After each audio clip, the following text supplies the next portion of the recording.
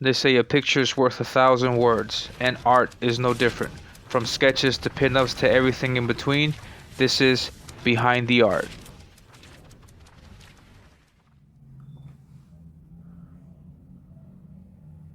Hello everyone and welcome back to the channel and welcome to this new video. And as you see in the thumbnail, in this video we're going to take a look at this piece of art, this fan art that I did way back in the day. This is done right here, April 23rd 2019, and this is a piece of Thanos. So this is an art piece that I did of Thanos. And if you take a look at the date, you can probably figure out why I did Thanos. This is around the time that Endgame came out. I think this might have been, a week before Endgame. But yeah, so yeah, back in that time, back in those days, I had just started getting back into drawing. This was about 5 months after I gotten back into drawing. So in that time, I was like all focused on drawing nothing but Marvel characters, and and uh, and I got into this habit, which just lasted like a few months. That when like a Marvel movie came out, I would draw some character of that Marvel movie. Like I did a piece of Captain Marvel for that movie, Black Panther for that movie, and then for this movie, I decided to do all five of the Avengers. And some of those pieces were hit and miss. Some of them you've seen them before in Your Art Sucks, like for example Hawkeye and the Hulk, and and then the others, like Thor, Captain America, Black Widow that I drew, they're not all that good. So I don't. I mean, I could probably do Your Art Sucks editions on them also, but they were better than the other ones. So but this one, in my opinion, was the best out of that group of drawings. In that I played a lot with the rendering. It wasn't just the single uniform thing that you saw with Ant-Man in the previous video. In this video, I played around a lot. In this drawing, I'm sorry, I played around a lot with the rendering, and it's really interesting because this drawing I did before the Ant-Man drawing. I have the Ant-Man drawing here. Yeah, I did this before the Ant-Man drawing, so it's really interesting how that works. Now, sometimes you have a real good piece, and then the next time you have a sucky, horrible piece. So, but yeah, it works like that, so it's okay. And and so yeah, so just some things that I like to point out with this is the different styles, different rendering techniques, I guess you can say, that I use. Like for example, for the armor, it was the first time that I included these fine lines to indicate a shape here all over the armor. These small little fine lines here, and at the same time, I use these thick black lines here also to indicate the shape and the form.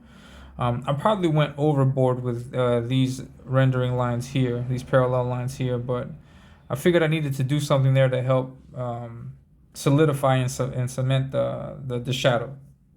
So I thought it'd be necessary to draw that, but if I were to do it again, I probably wouldn't include that. And yeah, so I like how I did the eyes. Yeah, for example, for reference for this pic, I used obviously the George Perez version of Thanos from Infinity War. The comics from the early '90s. I use those takes as references. So I took a look at the costume and I did it like that, and I did it as I saw it in the books. From back in those early days. But then it was really interesting because I took a comic book approach to to Thanos and his costume, but I did the movie gauntlet instead of the regular one, because the regular one is just a hand and just four, the gems in it, but the gauntlet from the movie is much more detailed. So I drew that one in this one. So yeah, I took a lot of care with the design of this. I used a reference from the movie and I drew that. And so I thought it was a pretty cool way of combining those two versions of Thanos into one singular piece. So yeah, and I also, for example, with the rendering, what I liked is what I did here. Like this is his chest. This is the upper part of his torso, and I like how I was able to, just using parallel lines, I was able to add this thin effect here to indicate the shape. So where it's a little bit darker in the bottom part, and I continued it into this metallic area, and and then also the face. I had a lot of fun with this because I just went in. I wasn't really too worried about drawing rendering lines in specific places. I was just playing with what I thought needed it. In this case, I approached it innately and it worked. In this case, it worked for me. As you can tell, it's just the head, this upper part of the body, and then the arm. There's not much proportion thinking going into this, no? Um, so that's what I did with this piece, and yeah, I was really happy that I did this. I got a lot of positive feedback from this. Really good stuff. It's one of my favorite pieces. I haven't drawn Thanos since then. I may draw him one day.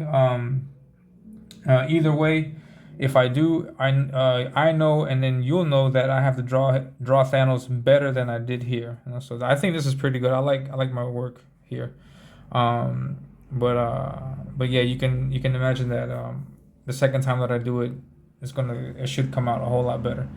So so yeah, so that's not much else to it. I hope you like the artwork. This is Thanos. I did this back in 2019, 4 years ago, and yeah, I like how this came out, and yeah, I hope you like it also. If you like the video, please hit the like button, subscribe, and share the video out. And I will be sure to post more videos of behind the art, and also your art sucks, because I haven't been posting much of those lately.